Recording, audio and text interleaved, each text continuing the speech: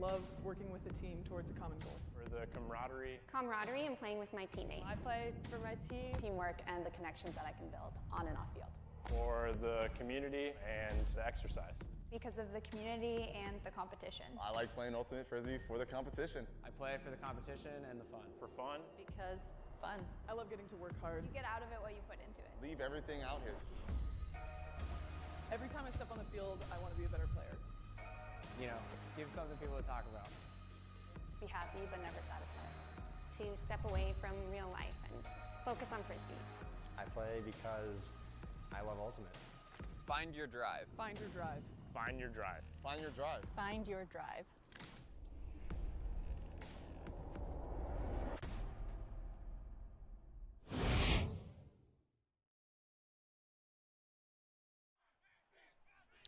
And good morning, Canada. Welcome to day 2 of the 2024 Senior Canadian Ultimate Championships. We are here in beautiful Ottawa, Ontario at the beautiful fields of Ultimate Parks Incorporated, UPI. And I'm here with my beautiful co-commentator. Oh, sorry, I'm Devon Esamoto, by the way.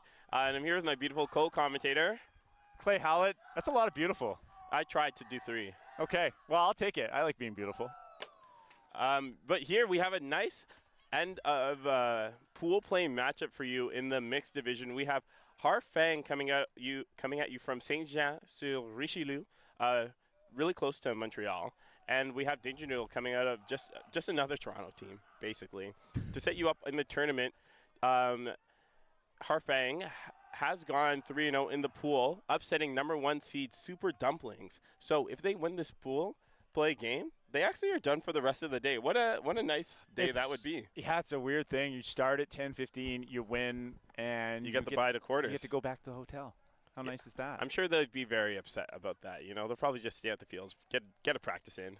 Yeah. And for Noodle, you know, they also had 2 easier games yesterday, facing number 4 and 5 at the bottom of their pool. So today's a bit of a harder day with Harfang and Super Dumplings for their matchup. So they're looking to start their day off well and just like get on the win board and, you know, maybe mess up Harfang's day a little bit, force them to play a pre-quarter crossover. Clay, I know you have a lot of mixed experience. We had a lot of single gender play yesterday on the stream. Can you tell us like some of the differences with mixed ultimate?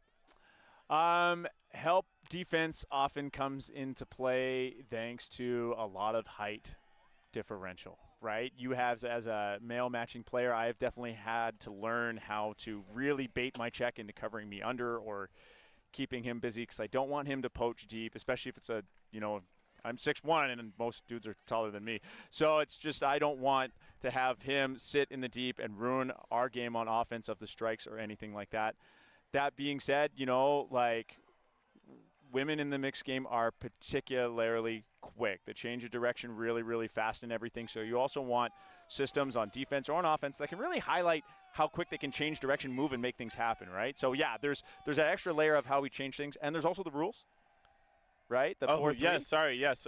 For those unfamiliar with mixed ultimate, they have an ABBA gender ratio. So what that means is I think we are starting with 4 female matching players, and that's why we have a female matching player pulling from Noodle. And then we will have 2 for male matching player points, and then we'll go to 2 female matching player points. So we are starting off here with Harfang on offense. Peloquin looking for options. He's going to elect to go for a huck right away. And not in. Adam Gauvin was close. Turned on the Jets. 1 throw, 2 throws. Harfang will do it in 3. A very quick point for Harfang. 47, Desroyer Cubic. Yeah, Jose Cubic with the goal. And pretty smooth offense here from Harfang to start, like exactly as you wrote it up. Clearly this team got a lot of good reps yesterday, and they're looking to just continue where they left off. Yeah, we talked a lot about efficiency on offense. Well, if you didn't watch the other streams, we like to talk about the It's same like kind of like episodes of a TV show. You should have been caught up by now for day 2. But good, quick offense. Your offensive line, you want them to get quick holds and get it done. I believe Devon, unless I'm mistaken, I'm getting this backwards, but Harfang does run an offensive line and a defensive line. Is that correct? Yeah. So that offensive line, very well practiced at getting things done quickly. And that's what you want. You want to get your D-line on there to then go punish and make the offensive line of the other team run. However, I think Danger Noodle is doing something different. No, Danger Noodle also. Oh, okay. They're doing something different with their D-line. So with Harfang, they kind of have 2 even D-pods. And with Danger Noodle, they kind of like that, D1, D2 that you might see. Well, with that, in that case, this is exactly what Harfang wants. Put Danger Noodle's D-line or O-line on blast here and make them run. But that pole will go out of bounds, so they'll get a little bit of a break to set up. It's Daniel Wynn who's going to bring it to the middle. And for those of you unfamiliar in the Toronto scene, Daniel Wynn has been quarterbacking this Danger Noodle team since their inception in 2022, just known as a handler who can throw whatever, and Danger Noodle will trust him to throw whatever he wants. Out of the vertical stack, they look for the under. Lem looks for options. It's through a lot of traffic. Number 6, Simon Martin is able to eat that up and gets bumped right away on. He goes for the step around. Little handshake there, foul, no contest. You see the cross the arms, the foul, the hands out to the side, no contest. We love the hand signals, and then a V for a violation. Lots of hand signals. I mean, you gotta love it. Back in, Martin with the disc, looking for a dump. He goes up the line to Jeremy Tremblay-Remillard, and Harfang is moving that quickly. And Remillard setting up for Huck. Lots of players in the air, a little bit of bump. He played that excellently after the bump, doesn't care, reads the disc, perhaps saw over the Danger Noodle defender that, that Danger Noodle, like it was just in the wrong position. He actually had a better line and kind of baited that.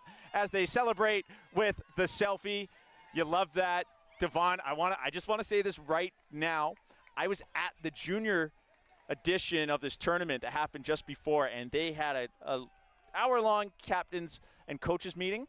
And I'd say about a quarter of that meeting was discussed about how spiking would not be allowed and having to shut down all of the qualifiers, the what-if questions of like, what if I spike it this way? What if I spike it this way? Because spiking was outlawed in the junior division, and it's not in this, but sellies like that, celebrations that you just saw with the selfie, I mean, you're on the stream here, team. Is this you Come up with quality celebrations like that? Is this you putting in a bid that you're anti-spike, Clay? No, I am pro-planned celebrations that are fun. What if I just catch it up line and, a little upside-down throwdown? That's fine. You're boring. I'll take that. I do like it. I do like a kick spike myself. But here we have that was a great textbook box out there by the Harfang player. And here we have, the same O-line from Danger Noodle going back out there. They just had one mistake, and then Harfang capitalized. So let's see what they can do. Zach Young here collecting the pull. This will get centered to win. Danger Noodle running with that vertical stack. They're finding that IO to the middle. Danger Noodle showing some pretty smooth offense here. They're getting options right away. Win looks off the up the line. He'll dump that to Lem. Lem has an easy around. And it seems this front of the stack continues to come down with relative ease as Young came out of the stack. And again, more front of the stack movement that Harfang can't seem to shut down. Win looking for an option up the line. That's Wu here with the disc at the front of the end zone. She'll go around with the backhand. Young will go back to Wu. Young once again playing a little bit of catch on the resets, showing some patience as Harfang is starting to clamp down. Using a lot of negative space, moving it backfield, but it's no problem if you can maintain possession, and they get it back up as Win takes a shot. But that's taken away by Simon Martin, his second defensive play of the game. He's gassed up for that one. That means good for those of you my age. So you saw Danger Noodle isolating a lot of their male matching players in the handler set, and a lot of their female matching players were downfield. You saw a little bit of a disconnect there, right? I'd say a disconnect. It also could be strategy, because if you put your man up front and your women matching players in the back, you open up the backfield for them, you take away those poaches, right? So it could be a strategic choice. Zone look. Now a zone here. It looks like a little 3-3-1. Cloiveau Pelletier. He'll go over the top. Harfang moving the disc with relative calm through this. Martin, big scoober over to Noodle, as now Harfang slices through, and you hear the milk call from Danger Noodle. Crepeau looking for an up the line. He has number 75, Philippe Prévost-Pelletier, and while it looked like a Danger Noodle defender was in the area in win, Philippe was able to beat him there, and Harfang gets their second. The score 2-0. Timeout taken by Danger Noodle, as that is a hold and a break for Harfang. And that's the parallels of Ultimate. On one hand, you have Harfang, who absolutely had, you know, a 3-4 throw hold, and then just punching in 2 breaks right away. Perfect dream start for them. But on the other side, you have Danger Noodle, who, you know, didn't get the break off the start, and then now their O-line has got broken twice. What's going on in this Danger Noodle timeout? It's twice. You're right. I said 2-0, but yes, a hold, a break, and a break. I'm thinking their timing was really good on their offense underneath, of course. There was lots of options near the front of the stack. You did notice that they were isolating only several players. What I did enjoy, you asked me about it, if there was a disconnect between the players and everything. I do think that was a strategical choice to open up the backfield for the women matching players. I like that. But when you're right outside of the end zone, you need to start using everybody. There is no more backfield to worry about. And we did see them only lock in with several players. But however, does that matter when you're moving the disc that quickly? I'm not sure. Yeah, you know, they did good. Like you said, they were using that negative space in the dump reset, and they really only turned it over with that far away shot to the back corner of the end zone. So the O-line seems to be doing the right things, and I think Danger Noodle showing their trust, putting out that O-line for a 3rd time in a row. So let's hope they can convert their first point of the game. Defensive. I think we're seeing the same. Well, no, you know what? It seems to me that Harfang is actually cycling their group here. Or at least they've got a D1, D2, a deep D-line that they can get different players out there. I believe this is their another D-line group. Yeah. And a female matching point. I love the new mix rule of that, you know, it's like an even so amount of playing time for each. Yeah. Not only that, but you mix up who has to pull, right? Typically, I'll just say it, in mixed ultimate before those rules, you know, we didn't see a lot of crossover in who would be pulling and how much the ratio you'd be putting on the field. So a major improvement to the mixed rules. Win will pick up. Horizontal set by Danger Noodle here. He doesn't like the looks right away, but he's got a poached handler on the sideline in Lem. Lem goes up the line to Chan. Chan will find Win. A lot of up-line work here from Danger Noodle. They are getting close. Good swing around to Selena Chan, who in turn swings that to Chu. Chan looking for that continue. It's not there. She'll go back to Chu, but keeps it on the break side. Good strategy here from Danger Noodle. Really working the break side now to Win. And Chu was there, but a few players out of the stack. Too much traffic to go to. Chu finds Birch, and now her pass connects with Justin Lem and puts Danger Noodle on the board. Devon, exactly what you want to see coming out of a timeout. Yeah, and that was such clean end zone stack. You know, you really had only 2 people out, a couple people cutting from the sides, and they were able to just, you know, work it to the break side, then work it back to the open side, and people got open. We've talked about momentum out of timeouts and how you can call a timeout and you don't want to get deflated. So obviously, energy-wise, early in the game, I should say, a crucial point. Not only that, we've seen the dreaded 3-point lead rear its head many times. I mean, Harfang can maintain it with this hold right here. As a pattern has emerged, I think, in the junior tournament, in this tournament, that those 3 points can plague you for the rest of the game if you go down early. 2 timeouts per half, so also calling that early timeout at 3-0, not a big deal. Yeah. Right? You got one more. And, yeah, let's see this O-line group from Harfang had a nice, clean, short point. So let's see if they can continue that momentum here.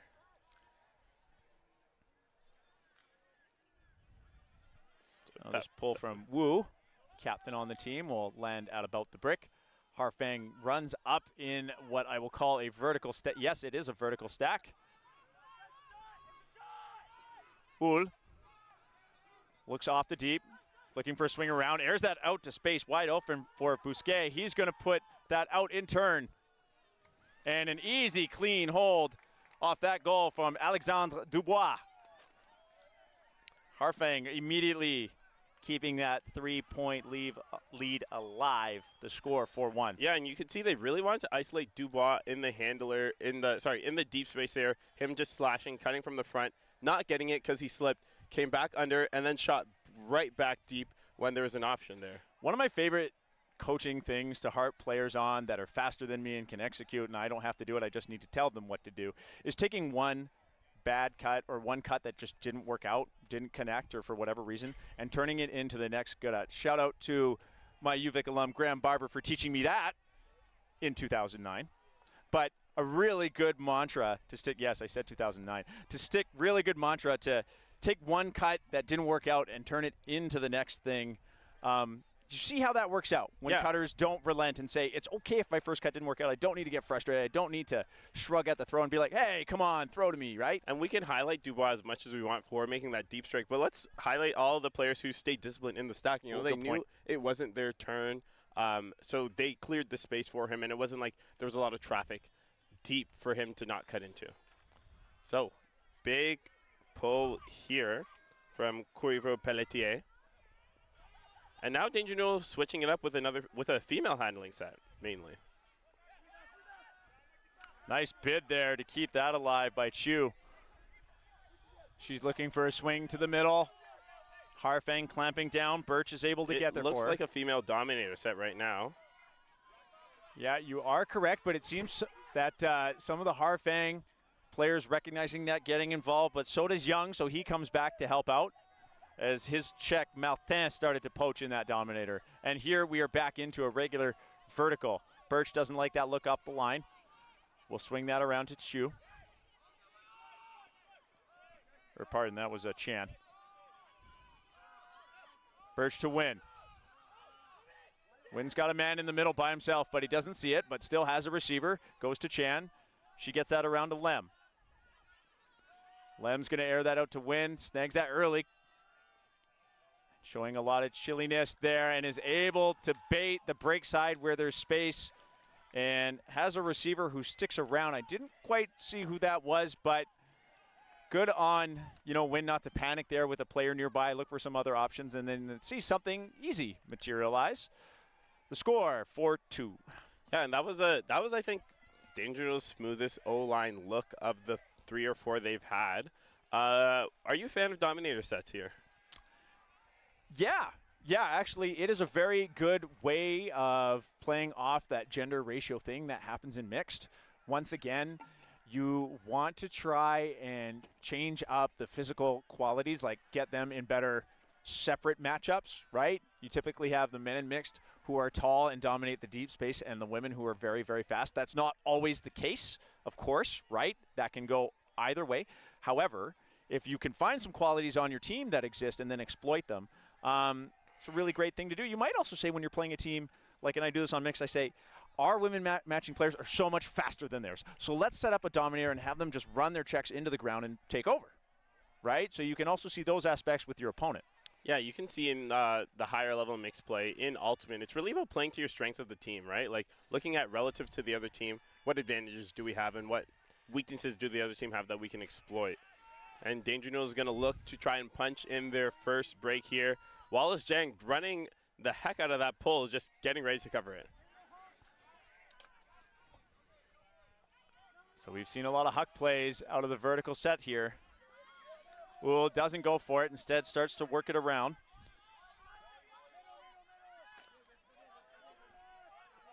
Bousquet. Tossed that to number 4, Molly Filion, but her pass is read by the Danger Noodle defenders, and now Danger Noodle with a chance at their first break. Lee has a wide open Jason Lin. He says to his team, chill out a little bit, it's okay. We got the gain. Now I'm going to go across and get some distance. Number 7, Luis Feliz Bousquet making a play. Devon, I feel that perhaps Bousquet had to make that bid with contact no matter what. Yeah, which it would be a seems like he foul. just tripped up Lynn there, and uncontested foul. So Danger Noodle is going to retain the disc and keep their chances for a break alive. Lamb moves that up to Zhang. And that bounces off the hands of Chu. I believe a defensive play by Filion to get that back. Whether she touched the disc or not, it was just that pressure. Yeah, lots of pressure there. I saw that pressure in warm-up when she almost ran into me in their 4-line drill. Well, I told her I'd say that. Seems like you shouldn't have been in the drill. I know you miss playing Ultimate here. Yeah, but a little bit FOMO. You can't just jump into the warm-up. Yeah. And I believe we have an injury call. Yeah, I think we have a player who's winded. So, you know, that's a tough one, but she's up and moving around, which is a good sign, and her teammates will, you know, make sure she's all right just as she catches her breath. And she's getting up on her own, so that's a good sign of any injury or winded player. And now, so in Ultimate, when there is an injury called, you are able to call an injury, and you will sub. It's not like those sports like rugby or soccer where you might have to play a person down for a little bit. You're able to just sub, and now that Harfang subbed out a player, Danger Noodle now has the ability to sub out a player. But I don't believe they put anyone on. Or I believe Ava Chu came on here, so they're also taking advantage.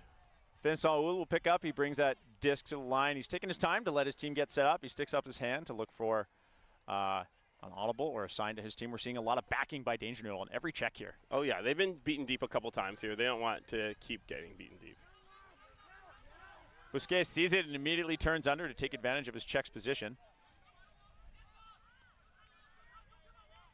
Blanco didn't like that option. Still sticking with the break side instead. Finds Desrosiers Cubic underneath. And she'll move that to the break side to Busquets. Harfang doing a good job of keeping the gains, I should say, on their swings as Dubois looks for options. He's going to go up the line. Turning on the Jets, Desrosiers Cubic. She swings that to the middle to Busquets. And while he has a wide open receiver, he doesn't like that look. And laying out is number 69, Vincent Oul, gets up right away and pitches that to Dubois. Now, if you're wondering, could he have been in or out, that's up to our observers, isn't it? Yeah, it's an active in and out call from Team Orange over there. The people, they just basically call in and out, goal, no goal in the end zone. And then they can kind of come in as a third-party, non-biased group to help disputes of calls when players don't have, can't come to an agreement. But, you know, Oul making a great bid there to not only like lay out and catch it, but stay in bounds, and then an easy around break throw for the score. So not a clean hold, but this Harfang O-line unit still no breaks, putting them up 5-2 in this game. And maintaining that 3-point lead. You know, I'm just going to keep talking about it until it stops being a thing. Yeah, you kind of just, you know, you get your breaks early, and then you kind of can maintain and cruise. And then it leads to halftime, hopefully, where you have the dreaded 8-5 closest, most dangerous lead in Ultimate.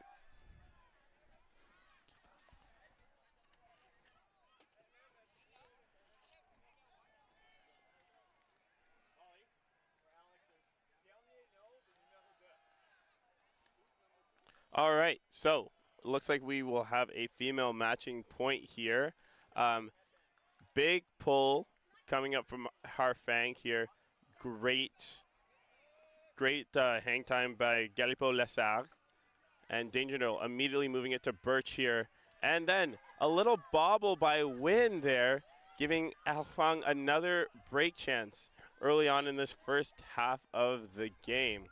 So, number 55, Tremblay-Remiard, ready to march up this disc for Harfang. And an immediate hook to Galipo-Lessard. Off the hands. Just not a misread, but just bobbled, right? Yep. And a violation called. You see the hands go up in the V there? That was probably a fast count because I don't think it was disc space. If a fast count's called, that means you're like counting stalls like stall 1, 2, 3, 4, 5 when you have to count like a seconds on a clock. If fast count is called against you, that's the person with the disc telling you you're counting too fast. You have to drop your stall by 2. Now, if you don't, it's a marking violation. In violation, you stick up your hands in a V, YMCA for those of you out there who have done that dance. And then the stall will go down to 0. And it looks like there's going to be a contest to this marking infraction. Some players sometimes don't drop properly, or they get confused and they may stop counting but then resume at the same number.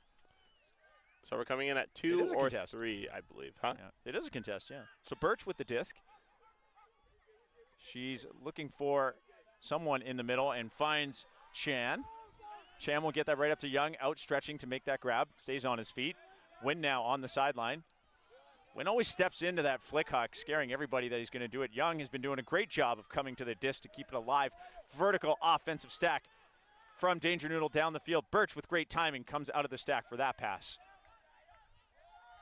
She'll center that to Wynn. Wynn unmarked. Can take some options, some good poaches by Harfang to break up the next cut. Galipo Lassalle broke that up, but nevertheless, Danger Noodle bringing that up to Lem on the sideline. He centers to Young. Birch has Wynn across. She doesn't like it. She's going to go to Young with the IO, but sticking with that is number 17, Samil Nadeau. And then Harfang calls a timeout.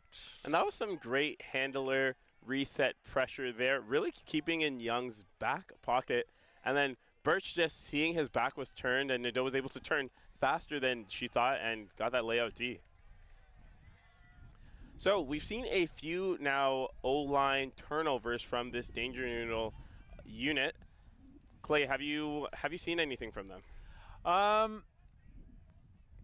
Yeah, you know what it is? I feel that their swing game, the around swing that is like really sticking to horizontal movement with the disc when they need to reset, has been fantastic.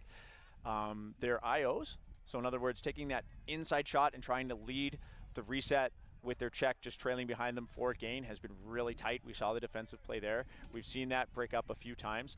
I think it's tough because if you just swing it and go around all the time, you're not getting a gain. You want to leverage field position, right? You want to get somewhere with your handler, march it up closer to the end zone, but perhaps they're letting go of their around game too long or not sticking to that long enough because it is causing turnovers, right? I think they need to relax a little bit. It's early in the game, so that sense of urgency right now to punch it up the field, maybe not needed. Yep, and so Harfang on this break chance, setting up in a host stack, and Danger Noodle, a bit of a zony, poachy set, FSU look. You see all the handlers being marked person to person, but a little poach downfield. Even Birch sticking around downfield, not worried about deep shots. Tremblay Remial moves that to the middle, and he'll get that right back as he streaks up the line in power position. Doesn't go for it. A pick is called, but it doesn't matter as a turnover is the result of that one continuation throw, which is allowed. And that was a great effort from Bousquet. Wynn airs that out to Harfang in the area, and Lem goes up early and seems unhappy about the contact. And now we have an argument, which the players will work out, and they're okay. A little bit of emotion, but I actually really like this. I really like this, I'll point out. I mean, you get contacted from behind, you can't see it. Your natural reaction as a human being, you're going to be a little upset. And we saw Lem, he just kind of spiked the disc, wanted to walk off, and his check said, hey, man, that was not on purpose. Lem turned around and said, you know what, you're right. They settled it. Perhaps Lem talking to Observer Dom now just about how can we handle that situation, what's going on, because they do want to keep it clean. They want to keep it spirited. But I do like that those players kind of worked it out immediately. Yeah, you know, you don't love the bit of a backpack there, Lem having positioned the entire way in. And number 9, Adam Gauvin, coming over his back. But you do enjoy the apology. And yeah. How many hugs have you thrown out in a game of Ultimate? How many what? Hugs? Hugs? Lots, actually. But I will say I'm guilty, too, of going over the top, you know, with anger sums. It happens with these athletes. The maturity is being able to come back and resolve it, right? And I also don't want to take away the athleticism that Lem showed on that play. I mean, I think he knew he was about to get hit and still brought it down, right? Yeah. So great body position from him, and maybe knowing the illegal hit was coming and still making the play, right? Really great physicality from him. Sometimes that's, I won't say sometimes, I mean, that's what winners do. right? You can understand that the other team might violate the rules. You're still going to win, right? And then work it out after. All right, so this. Oh no, a dropped ball. You hate to see it. So Bousquet drops that. That means it's an immediate turnover and goes into the possession of Danger Noodle, who is in the red zone with a shot at a break. Chen centers that to Lin.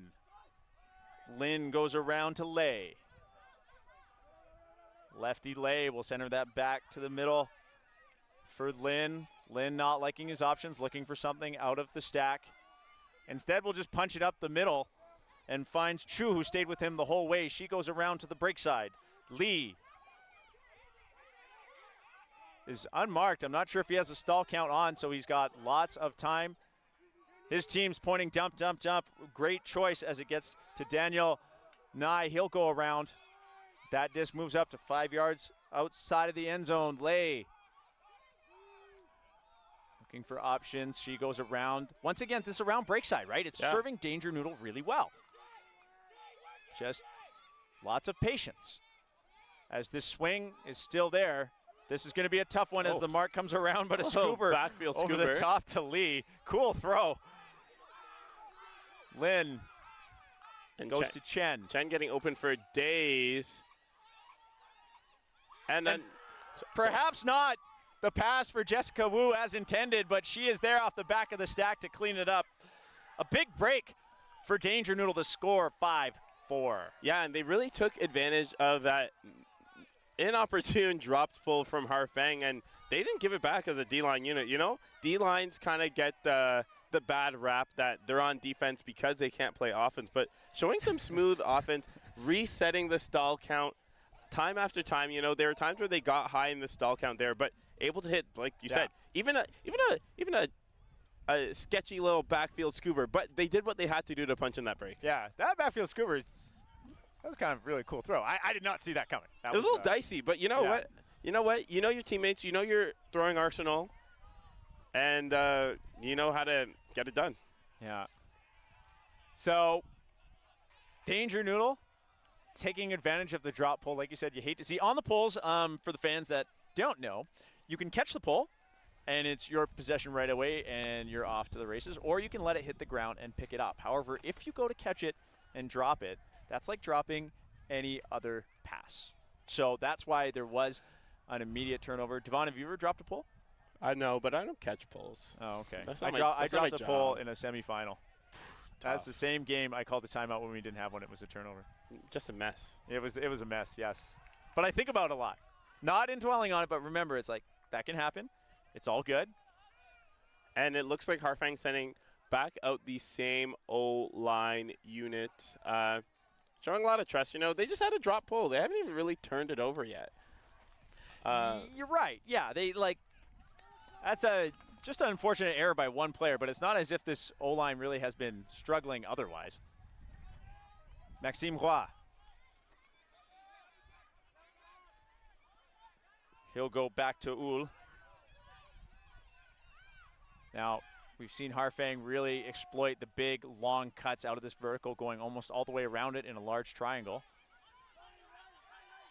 And that pass not out far enough to Oul, and snacking on that is Wallace Jang. And Danger Noodle will quickly get the hammer over the top by Clark. And they now Nelson Ye. They now tie this game up. Took them a little bit to get into it with those couple O-line turns and breaks, but this is a game now. You love the pool noodle celebration. Some dangerous pool noodles out there. You know, as a former lifeguard, hate those things. Why? Constant sword fights. And when you're in the water, usually up to your shoulders, so sword fights turns into basically who can hit each other in the head the hardest. They are danger to play with those noodles, man. Danger noodles in multiple facets of the name. Not just ramen, not just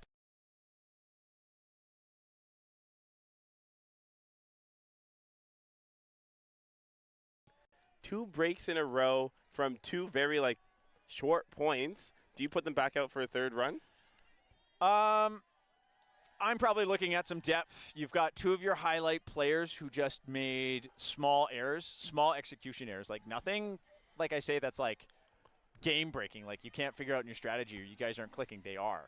But it looks like they're trusting in one of the D-line units that has punched in a break. So proving that they can play offense over here. And it looks like we're getting the same line run out from Danger Noodle. And I do think this is the right choice, right? After his execution error, sometimes you just need, like, I just need a little individual timeout. I just need to collect myself. Everything is fine, right? Harfang is an experienced team that's been at nationals several times. So they are no stranger to a little adversity. So big pull from Lee. Can this Harfang D-line put this team back onto the board? Tremblay, Remiel looking for options, getting to a high stall count, turns around, nobody's there. Now Danger Noodle just outside of the end zone. Who? Looking for options, shows some discipline, doesn't take the shot up the line. Lee keeps that just on the line. Now 1 yard outside of the end zone. He'll move that back to the middle to Lay. Danger Noodle has shown us a really great system of moving the disc to the break side as they get it just about all the way across and now can roll downhill as Who gets onto a one-on-one. And instead, Jessica Chen comes off the front. Who finds Ye. Nelson Ye will get Lee off the front with some wheels, and then Danger Noodle punches that in to Raymond Hu. And now, for the first time of the game, Danger Noodle leads the score 6-5. I'm actually surprised we haven't seen another timeout call from Harfang. They do have 2 per half. Yeah, you know what? I think it's because you saw those 2 quick 0-point turnovers leading to just simply put on a D-line, and now you'll see the Harfang come out. But you got to give props to Danger Noodle. Off of that initial D set, they had a couple people sitting under, shutting down those early stall count cuts, a few people sitting deep, shutting down the deep strike, and Harfang never really able to get a good option going. You know, I'm thinking that, a timeout does end up getting called by Harfang here, so there it is. I'm thinking that Noodle has, those poo noodles really distract me. Anyway, I'm thinking that Danger Noodle has made an adjustment and they're really selling on the handler resets and the unders. It's like get to those at all costs and just put an incredible amount of pressure. We've seen some face guarding, so that is the defender not knowing where the disc is, just to merely shut down any movement by their check, right? And while that leaves you in a dangerous position for over-the-top throws and anything, those throws are harder. They're lower percentage. Noodle is just saying, you know what we're getting results with? Pressure. Let's just, raise the pressure in any way we can. Yeah, and this is a 4-0 run from Danger Noodle, down 5-2 at one point. Now up 6-5. Yeah, you're right. Wow. It's been a game of runs, a game of momentum, and it looks like that same D-line will go back out. And it looks like Harfang is going back to their bread and butter O-line. Typical suspects, Oul, Dubois, being trusted to get Harfang back onto the board. I'm not really surprised to see that, right? Like, you know, you wanted to give that O-line the rest. They do have the trust in their teammates all to get it done, but, like, Danger Noodle has been showing that ton of pressure, and it's getting results for them. But having this O-line come back out now after a little bit of a break, a little bit of a reset, is smart. Oul is going to pick up. We've got 4 women downfield in the vertical here. You see the 3 male matching handlers up front, so they're going to keep that backfield open. Except we have seen this cut over and over again from Dubois. And Jess Chen trying to poach off a bit to stop that first initial cut from Dubois. Goes up to Desrosiers Cubic, excuse me. She's looking for a reset. She gets a break up the line, finding Babette, but we think there's a call, but there's no call. No, it looks like there was a foul call in the backfield with Engay and Oul, but I think they're saying it didn't really affect, so it should stay in this. Okay.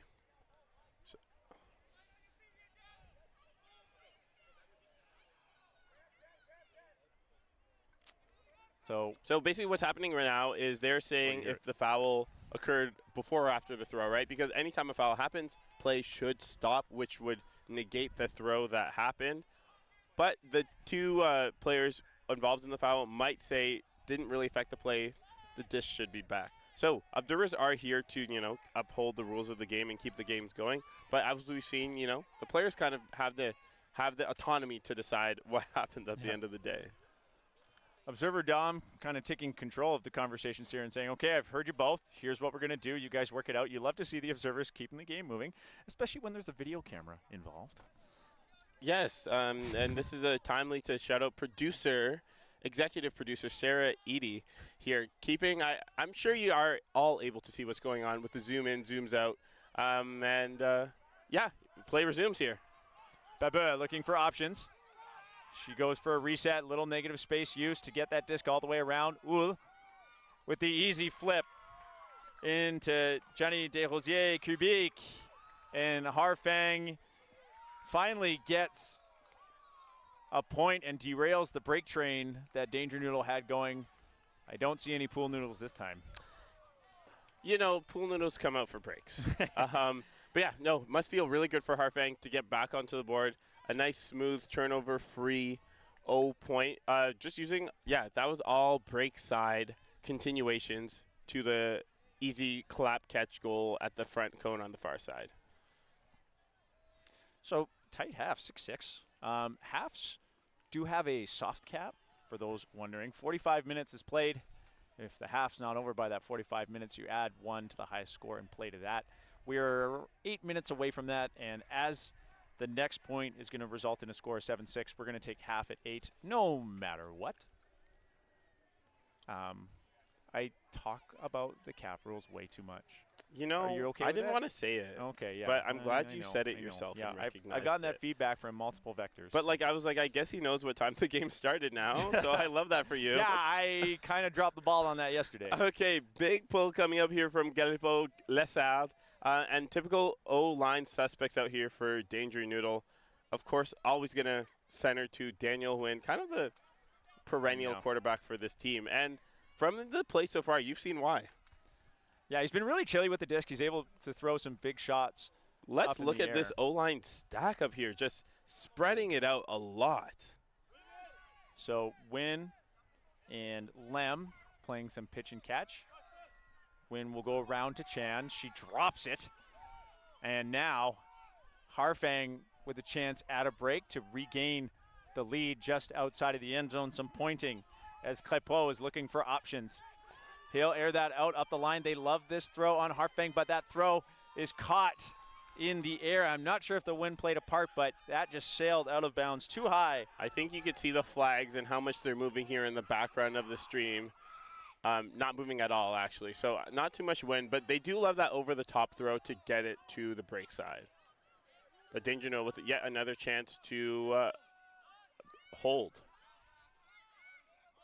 Ava Chu isolated in so much space right now.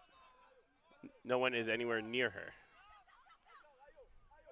This vertical stack a little bit jammed up for Danger Noodle, but now they're finding some options. That's too high for Len. Who's that for? Nobody's sure except for Roxanne Debrou-Leduc, who's able to run through and get that D. And now we see Harfang trying to chill their team out a little bit.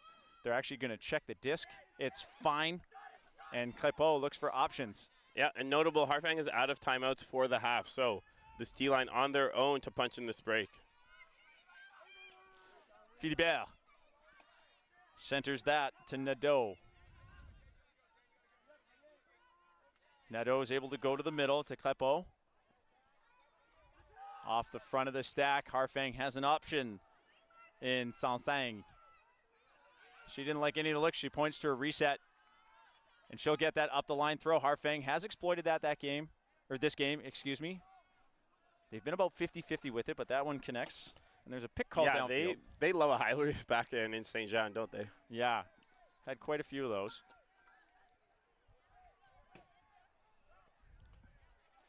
This back in. Oh, pick immediately off the front. In vertical? I never heard of a thing. No, vertical, you can typically get jammed up with a lot of players in the same area, so that is tough. Clépeau is going to put that out to space, and I don't know how long Samuel Nadeau thought about that cut, but he knew as soon as that disc was coming, as soon as it was tapped in, where he was going to go to be wide open. The score is 7-6. Harfang with another break. You know, their D-line showing their might. They got a few breaks at the start, then chilled out as their O-line, you know, worked through some challenges and back on the board. I think both of these teams can not break at will, but put in a lot of pressure to the O-lines, which makes it more interesting, and that's why it's so close, right? That is why it's so close.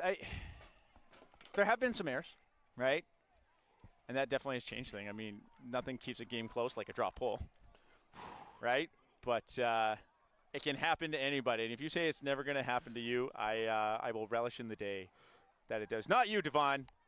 I don't catch pulls. Yeah, because you don't catch pulls. But if anyone's out there saying, I will never catch a pull and I catch pulls, quit playing yourself. Sorry, I'm like kidding. Like I have I've caught pulls in my life. I just not in serious games where dropping the pull would matter. Like this national champion. I'll never catch a pull at a national champion. You know who's never dropped a pull? Sarah Eady. Never dropped a pull. I wouldn't put it past her. Sarah Eady, our executive producer up here in the booth, communications director for Ultimate Canada. But communicating here is Harfang running down to now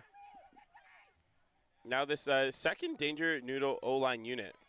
Really poachy defense here. I think it's a zone, maybe an FSU, but big pressure against Danger Noodle here as they're pushed back all the way to their end zone. Ava Chu is able to get it up the line to Ip. You are right. They're in a semi-zone. Lemon Ip play a little pitch and catch, and now with the disc going to Win and then to Chu, it doesn't seem that Danger Noodle is struggling against this defensive set. They have lots of room to work with. Well, you see Birch isolated there in the deep space, so someone is still not matched up. I still think they're sticking with the FSU here. That is, they're playing kind of person defense on the handlers in zone downfield. So lots of pressure on the handlers, trying to take away deep options with just some zone defense. Win on the sideline. He's going to go all the way around, and Ip elevates to make that catch, but the Harfang defender very close by. And now a little disorganization from Harfang. Danger Noodle exploits. They are able to find wide open players. Nobody is guarding Win, and he's just taking his time because there's no count. Wu providing that release valve for Danger Noodle, keeping it going to Chu. Chu on the line, finds Birch, flips it to Win. Win up the line to Wu. Oh! And as she goes for the quick punch in, that was read extremely well with the big layout D. That's number 9, Adam Gauvin. Harfang could break for half. Martin is going to put that out to space. Does he have another layout in him? No, the disc sails out of bounds for Gauvin. I think he could have made it if it stayed in bounds, but the wind pushing it out. Yes, the wind just a slight breeze here, but looks like Harfang is ready to set their zone again. That Danger Noodle just couldn't get around, the disc just popping up, giving better field position for this Harfang break. So that was like the wind lifting up that OI pass, right? Getting underneath the disc and pushing it out of the reach of Chu.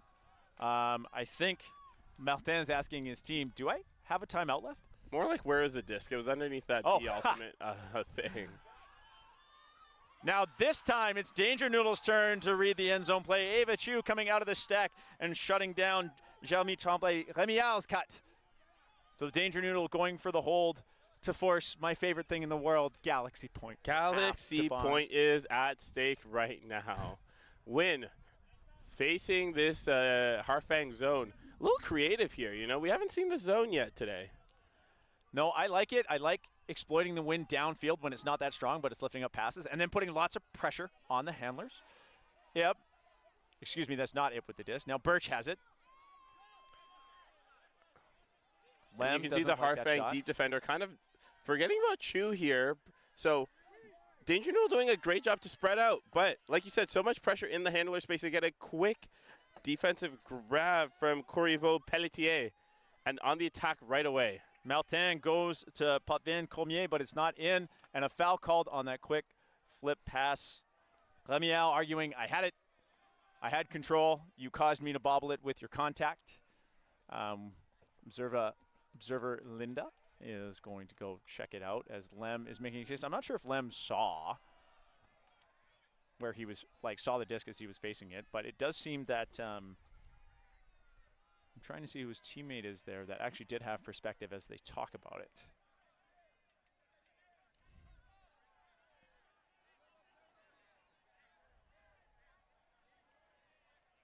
Sorry, we're only silent here because we're trying to hear the call. We're trying to listen to the tee. Yeah, I don't think we can hear it this time. We did have in our junior finals, our observers were mic'd up, which was a great thing to have. I believe Linda's saying she didn't have the best perspective, so it's probably going to go back as a contest. And then Lem just trying to make his case to say, now, no. One thing these players aren't used to is kind of when the observer gets involved and says, hey, I couldn't see, they are still going to have these players hold to the timing and say, listen, if we can't make a ruling for you, it's foul contest, it goes back, moving right along. And we can see the observers kind of showing that. And I think that was the right decision, right? It was really close. And if no one's 100% sure, just go back to where we can agree upon. So Harfang right outside the end zone.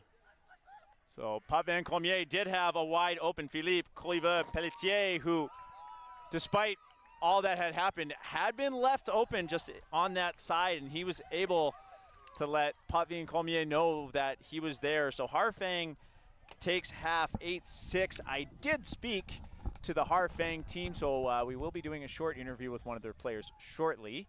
And so stay tuned as they come up here, and I'll have a quick chat with them. But if you need to stand up and take a break, half times are 7 minutes, so we'll join you back with the game broadcast soon. But if you'd like to hear an interview with one of the players from Harfang, stick around.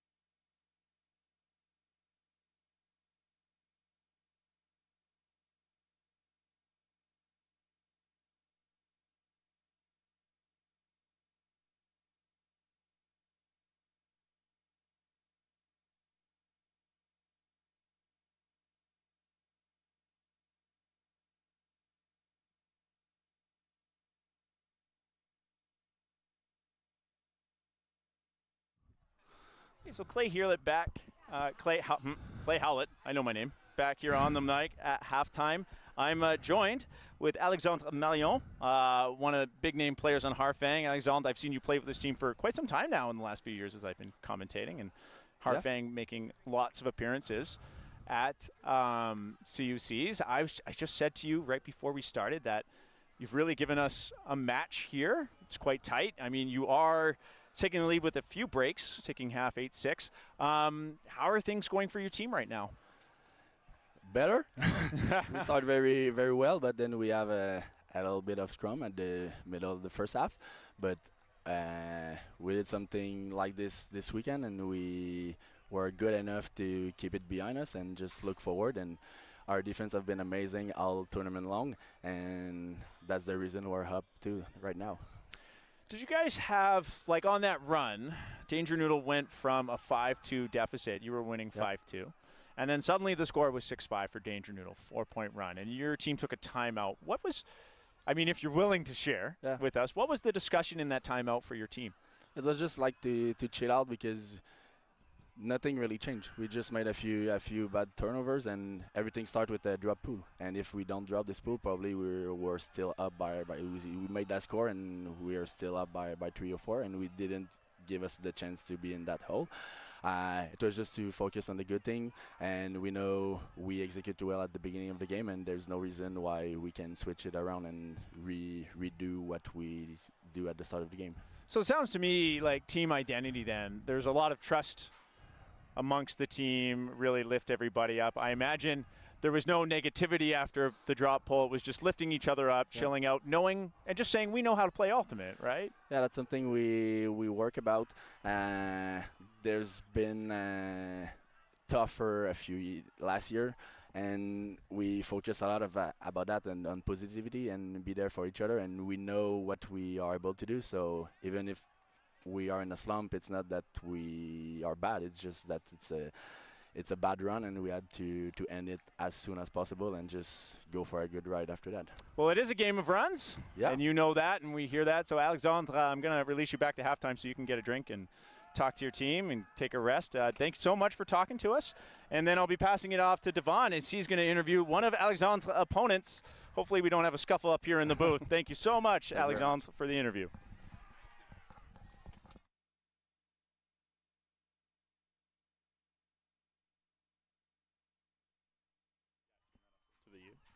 All right, this is Devon, and I'm here with Daniel from Noodle. So, Dan, down 8-6. How do you feel the first half went for your team? The first half went pretty well, I would say. It did start off a little shaky with a couple of breaks on their end, but we were able to break back, which shows our resilience against this team. I do not think that they're putting any pressure on us on any way. It's mainly our own mistakes, and it's a hot day. So I think one of the things we're going to talk about is just how to relax in this heat, grab a lot of water, grab a lot of shade, and calm down a little. So give us some insight. You're a D-line captain on this team. When your O-line gets broken like 2 or 3 times in a half, what's some of the conversation going on? I think one of the most important things is for when an O-line ever turns, not just our team, is just keep them level-headed. O-line is the one line that's not allowed to make any mistakes, so every team has to give them a breath of air. And the only thing we can do as a sideline is to support them in any way we can. So that's what we did. After a couple breaks, hey, chill out. We got this. You guys are O-line for a reason. Go do your job. And then you mentioned your D-line was able to punch in a few breaks out there. What are you able to expose from this Harfang O-line to really like push you over the edge there? Yeah, since they're gone now, I can talk about it, which is their guys have amazing hucks, and they have really strong lady receivers. So our game plan is basically to force their guys out and their ladies in. Not saying they can't throw, but it's just the stronger suit of either male matching genders. So that's our strategy going into that. Okay, I won't keep you too long, but Noodle, I assume you guys eat a lot of ramen together. Can you give us like a top ramen spot in Toronto and maybe like some of your favorite flavors? Oh, damn. That's hard. Bulldog, the spicy Korean ramen for sure. My personal fan favorite is probably Santose ramen in Toronto. Okay. That's always a good one. But you can't go wrong with any type of ramen, you know? All right. Thank you so much. Good luck in the second half. Appreciate it.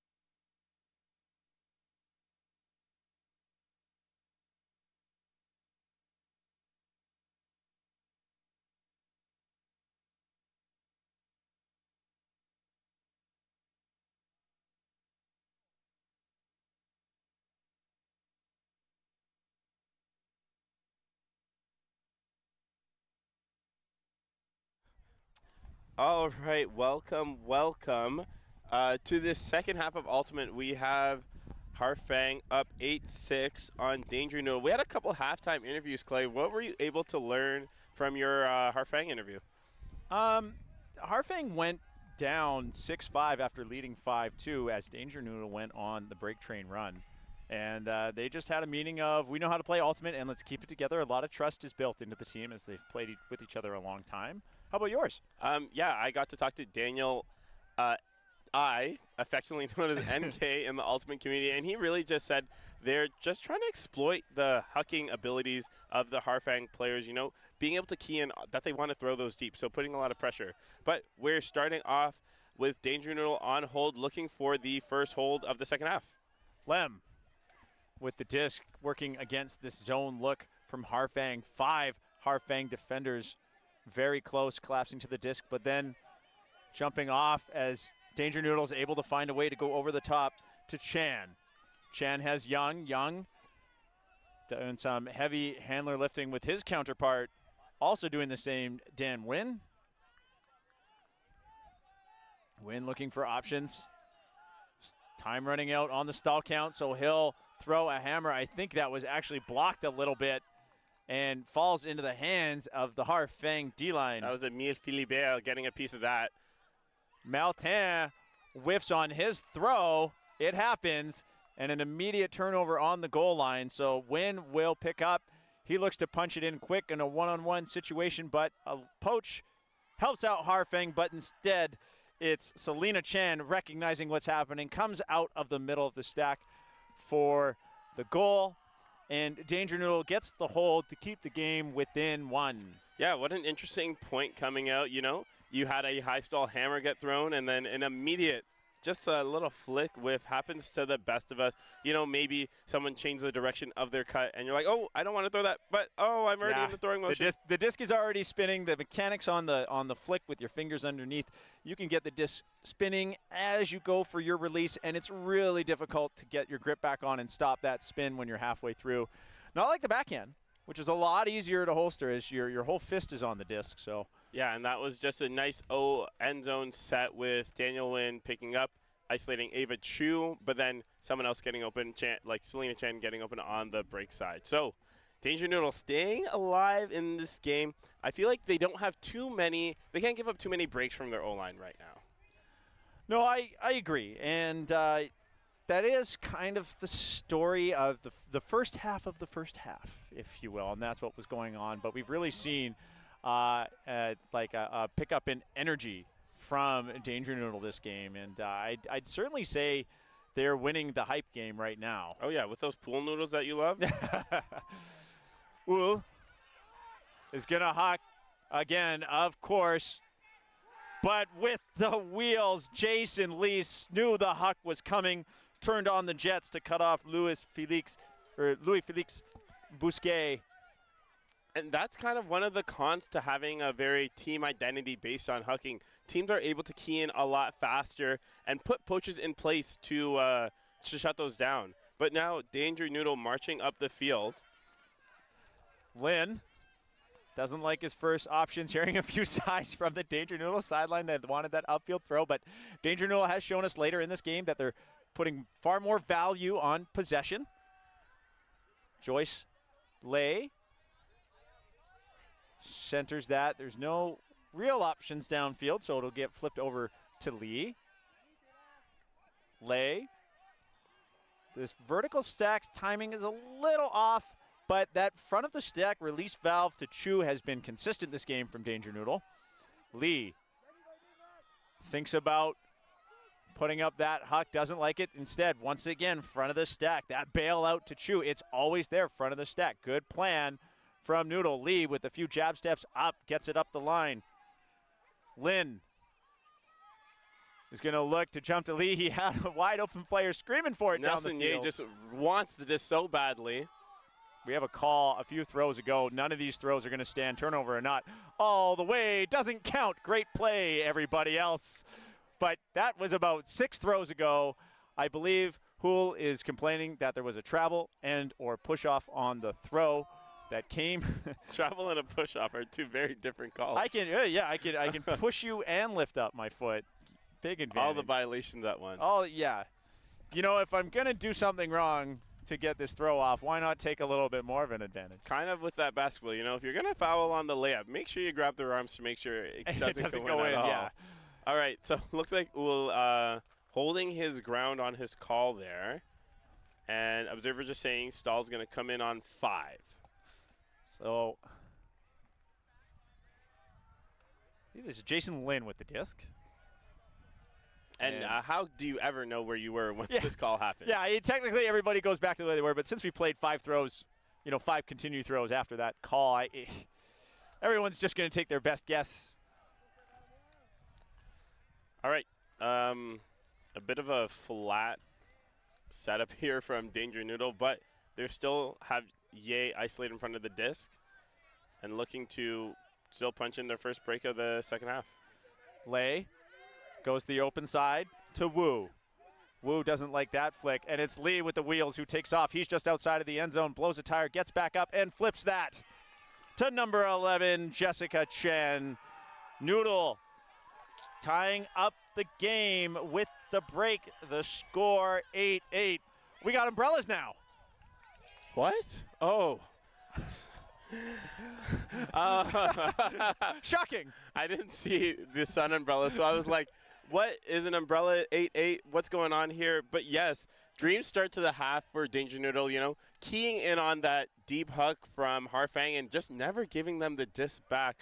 Jessica Chan has been getting open all day for this Danger Noodle D-line. The Danger Noodle offense, all of their female matching players came off the front of the stack at least once for that release valve. Such great discipline and using the speed they have. They've got a really quick turn and step. Every single one of them was able to break out of the front of the stack so quickly. Kind of what we talked about earlier, leveraging your team's qualities and the talents they have from the get-go. And then I really want to highlight Jason Lee.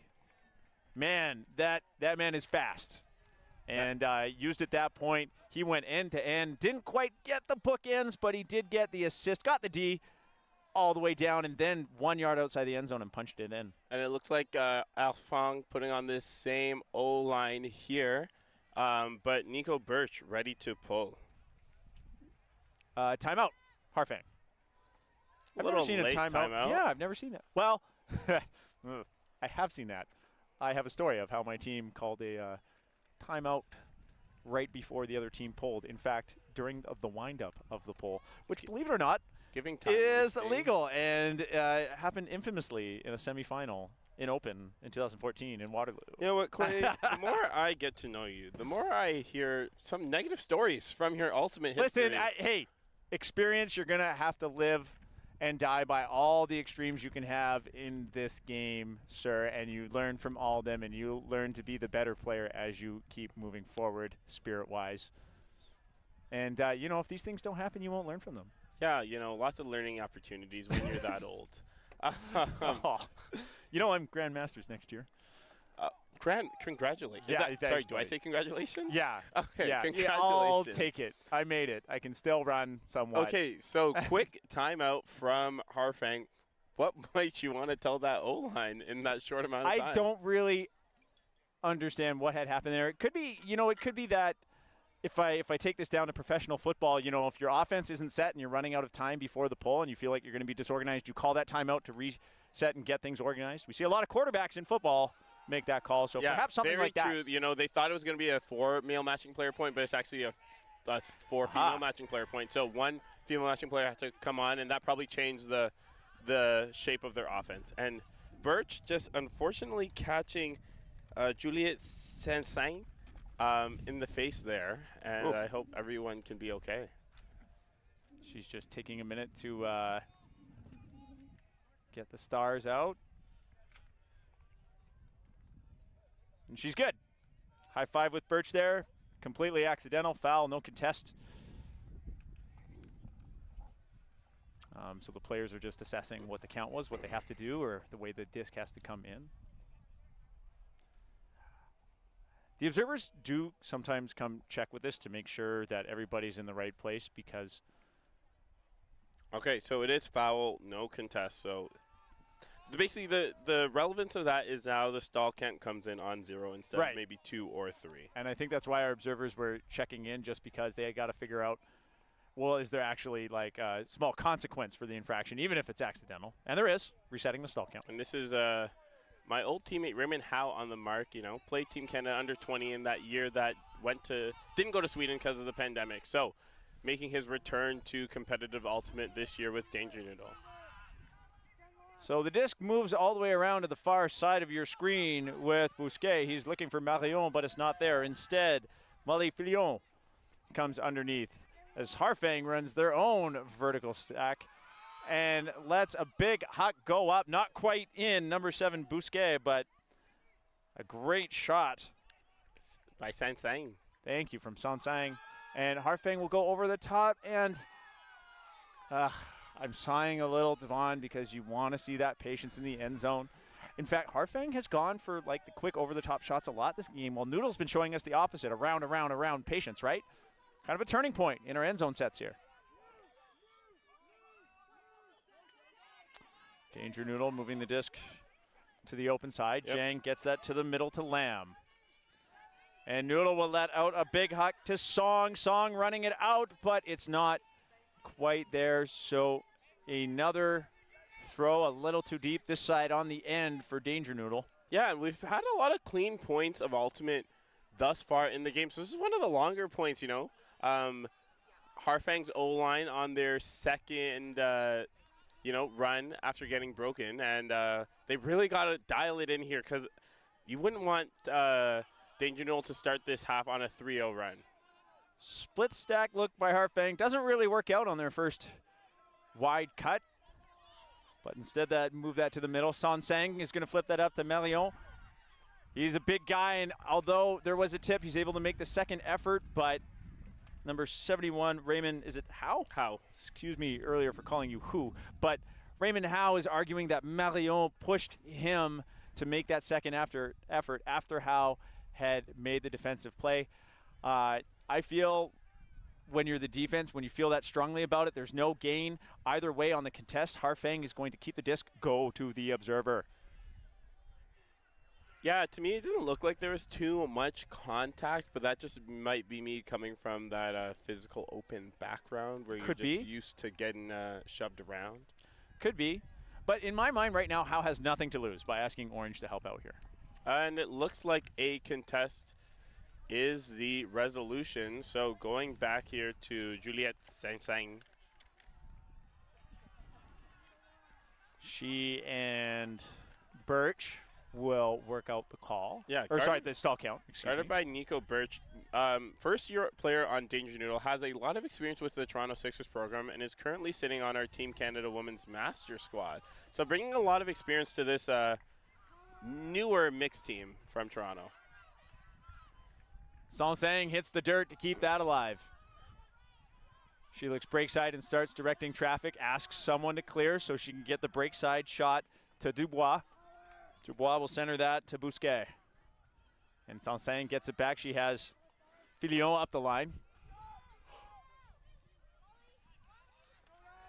Fillon will go around to Bousquet, who in turn goes around to Dubois. These four doing all the work, and now Dubois airs that out. Looking for Fillon, but it is Birch who gets in the way, and there's a foul call. And what do you think about that?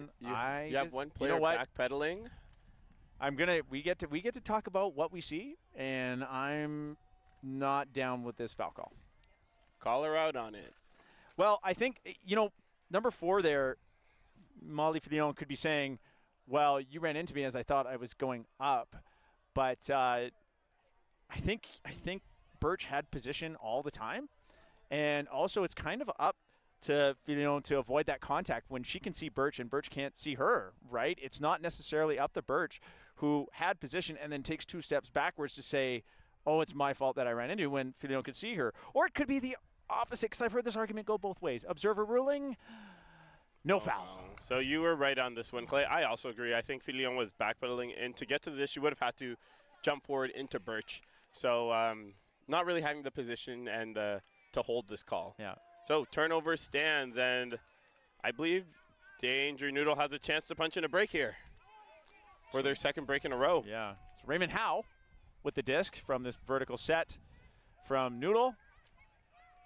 He'll get it right back on the reset as he didn't see the cuts he wanted. And the stack getting a bit deep here for Danger Noodle. They're having trouble finding someone getting all the way to the open side. It's taking a lot of time as they're pushed all the way back to the reverse brick in their end zone. That's halfway back through their end zone and go over the top to Birch, who's wide open. Birch looking for a reset. And she patiently waits for Lamb to come through for the reset, and Lamb will flip it to Howe. And Howe's going to air that out. Nobody is on Song. Song gets down to the ground to make that catch. She'll reset to Clark. Clark doesn't like the upline shot. He'll reset to Jessica Chen. Chen gets up early to stop any defensive action. Clark once again. This time he likes the upline to Birch. Birch calls a foul. Looked like on her step around, Molly Filion gave her a little bit of contact. Speaking of contact, the rule contact is in play. I'm always so scared when you give a reference because I'm like, where is he going with this? Every time I say speaking of, I see your eyes go wide a little bit. But contact is a call you can say to reset the count to 0 without stopping play. Yeah, I guess it's like not newer anymore, but essentially Ultimate was just slowed down a lot by foul calls, and they made a call that you can just keep play without stopping it. So, how to Chen? Yeah, just punching in a third break in a row for Danger Noodle. Now they take back the lead at 9-8.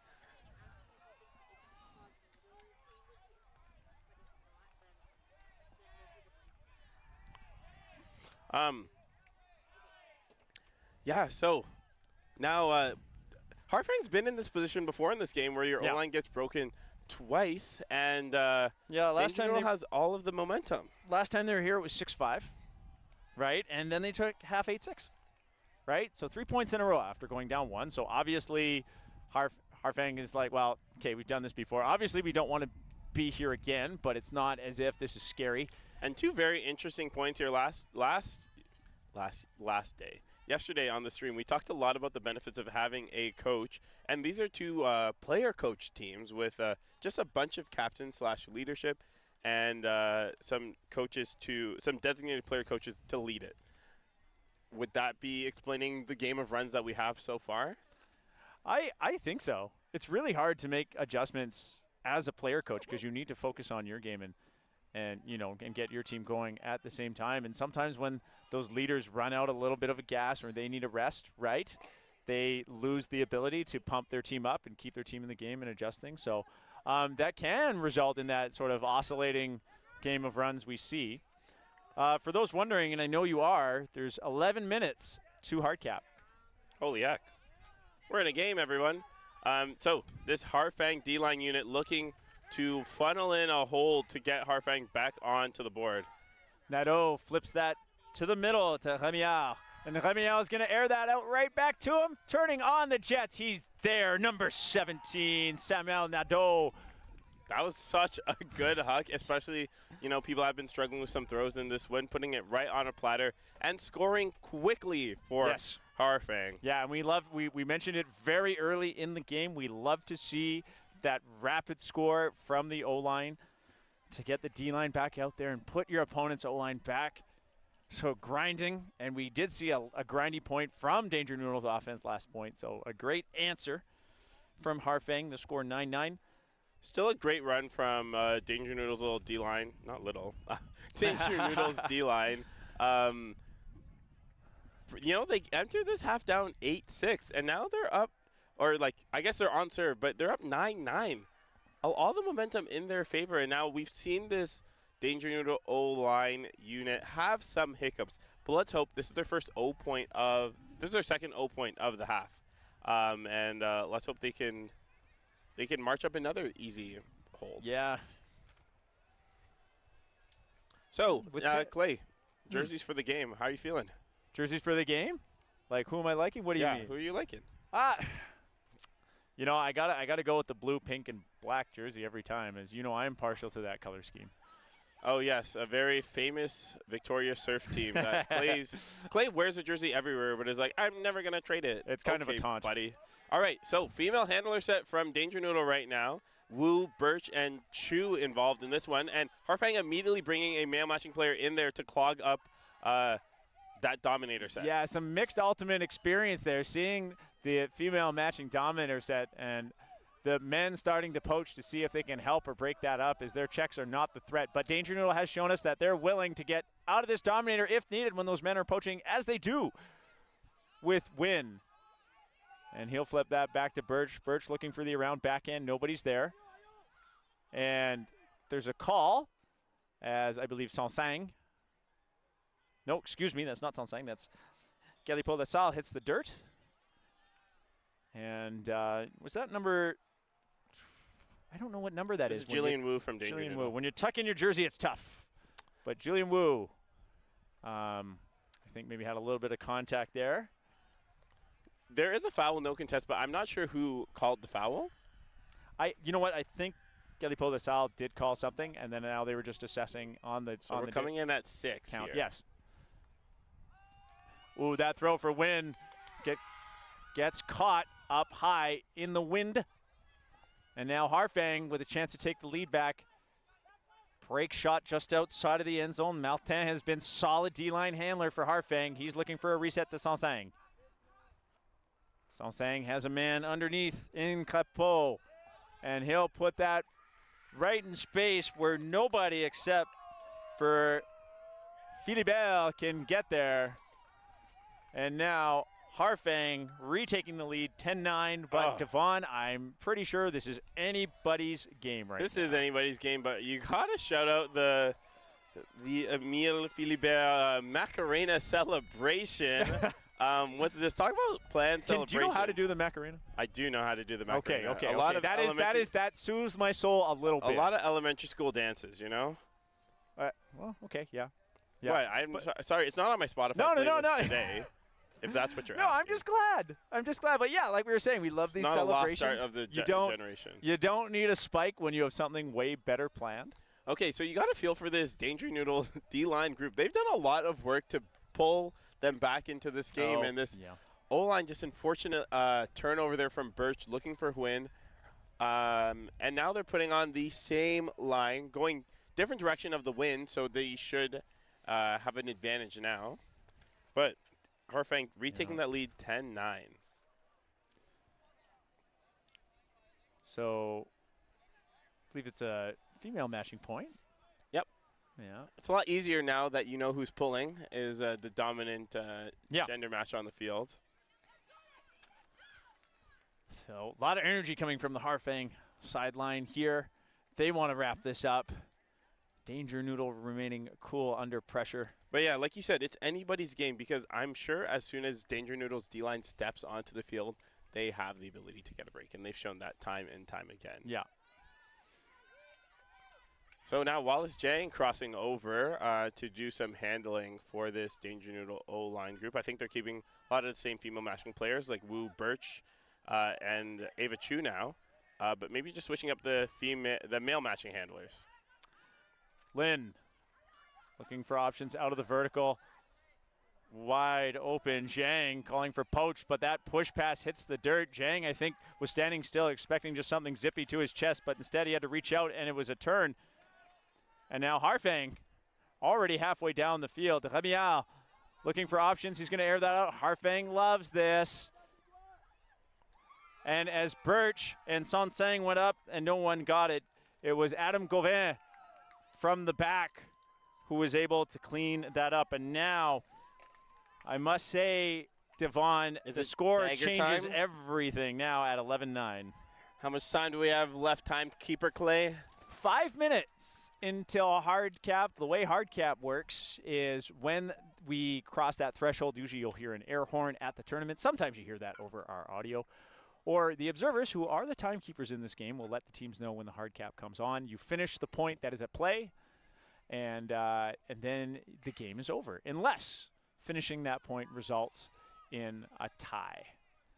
Okay, so And Danger Noodle. can I add, and a lot of people forget this, caps go on as soon as the last point is over, which is interesting. A lot of people might think, something we just scored, our team's getting ready to pull, and then the horn goes off as the game over. And no, it's the next point technically begins the second the previous point is confirmed a goal. I just want to throw that out there. All right, so Danger Noodle facing an uphill battle now to put this game away. Harfang calling a timely timeout play. I know don't you have like this. I know you have some opinions. Well, yeah, you have to score in 4 minutes or the – wait, no, Harfang's up. Harfang's up. Oh, sorry. I just had a little panic attack. My bad. Other way around, Harfang saving their time out this half to run out the clock, which is their privilege to do, but perhaps not the most popular choice when it comes to the unspoken code of competition. Yeah, you know what? Does this suck for Danger Noodle O-line who just wants to get on the field and score? Yeah. Who put you in this position? Yourself. Yeah. So you can't really be too upset with Harfang using the rules. But, yeah, Danger Noodle. Typical suspects here. We have Daniel Nguyen, Zach Young back out here trying to punch in. And, you know, they've had a lot of success moving through their female matching players. You know, you see Nico Birch take a few fair shares. Ava Chu was very active at the start of the game. What do they need to come back to really, like, punch back into the game? You were playing, like, if I'm talking to Danger Noodle, if I were in a timeout with them right now, or if they could all hear me in their brains through psychic energy, it's just you were doing so well when you were running as hard as you could and putting effort into every single movement. You have your opponent there. Put that effort in, and this huck goes up. Looking for Jill Wu, and Harfang really covered that huck. Yeah.